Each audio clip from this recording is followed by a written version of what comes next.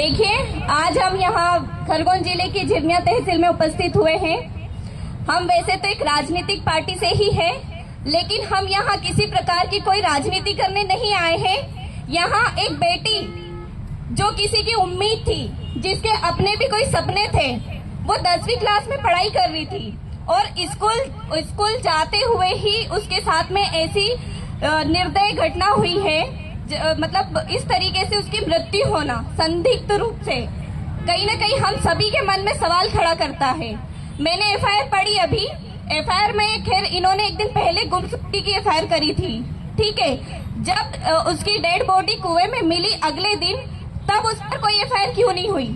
तब उसकी कोई कार्रवाई क्यों नहीं हुई? तब पर कोई जांच क्यों नहीं हुई? ये सवाल हम करते हैं। हम यहाँ समाज को सुनाने नहीं आए हैं, यहाँ हम किसी व्यक्ति को सुनाने नहीं आए हैं। हम यहाँ पर शासन प्रशासन से सवाल करने आए हैं और शासन प्रशासन को ही कहने आए हैं कि आप कार्रवाई में इतनी देरी क्यों कर रहे हैं। हम भी कानून के ज्ञाता हैं, हम भी संविधान के अनुसार चलते हैं।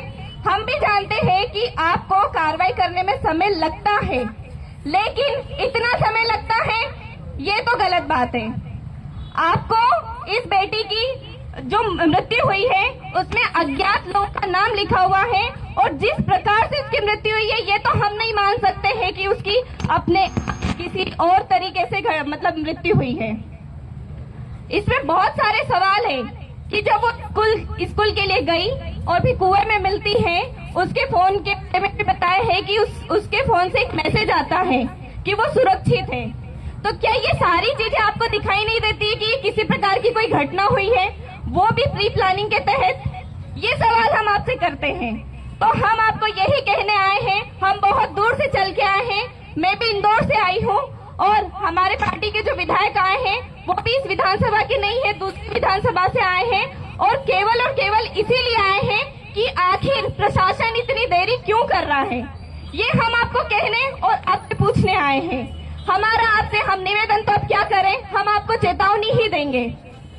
अब आपको जांच करनी ही होगी और जल्द से जल्द जांच करके आप यहाँ के इनके परिवार को भी अवगत कराएं और यहाँ के जितने भी कार्यकर्ता हैं, साथी हमारे जो हैं, आप इन्हें बताएंगे और उस पर उचित कार्रवाई भी करेंगे। आपको जल्दी से जल्दी जो भी व्यक्ति इसमें शामिल है उसको पकड़ना होगा और उस पर कार्रवाई करनी होगी।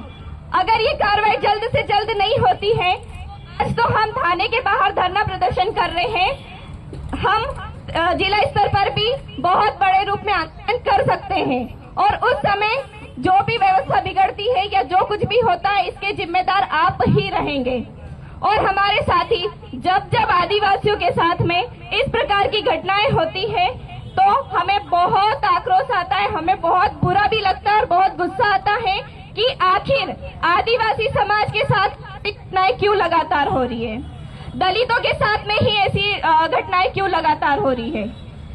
तो आपको इन सब घटनाओं को रोकने के लिए जल्दी से जल्दी कार्रवाई करनी चाहिए और कार्रवाई ऐसी हो कि अगली बार ऐसी घटनाएं न घटित हो। हम यही आपसे मांग करते हैं। तो मेरा पुलिस प्रशासन अभी तो सामने दिखाई भी नहीं दे रहे हैं, थाना है यहीं आसपास। अगर आप सुन रहे हैं तो आप यहाँ आए और आप स्पष्ट रूप से बताएं आपने जांच की है और क्यों जांच नहीं कर पाए आप। उसमें 7 दिन का समय होता है कि आपको जब इस प्रकार की घटनाएं होती है तो आपको से जल्द जांच करके और उसकी रिपोर्ट देनी होती है, लेकिन आपने वो भी नहीं किया। मर्डर वाली जो एफआईआर हुई है वो भी आप दर्ज नहीं की है। आज ही आप एफआईआर दर्ज करें और जो भी व्यक्ति इसमें शामिल है उनको ढूंढे, पकड़े और इस बेटी को न्याय दें। इसी के साथ में गरीब परिवार है, आदिवासी परिवार है और इसका पूरा जीवन ही बचा था, जो कि नाबालिग थी, 15 साल की थी। इतने ही सारे सपने होंगे, होती तो बहुत कुछ करती। तो उसके बदले में आप उसका मुआवजा उसकी है जो कि पढ़ाई लिखाई करेगा, बड़ा होगा और अब माँ बाप का सहारा बच्चा है। तो हम सरकार से भी ये मांग करते हैं कि उस बेटी की मृत्यु का उचित मुआवजा भी आप इन्हें मुहैया कराएं। इसी के साथ वाणी को विराम देती हूँ। बहुत बहुत धन्यवाद, आभार, जोहार।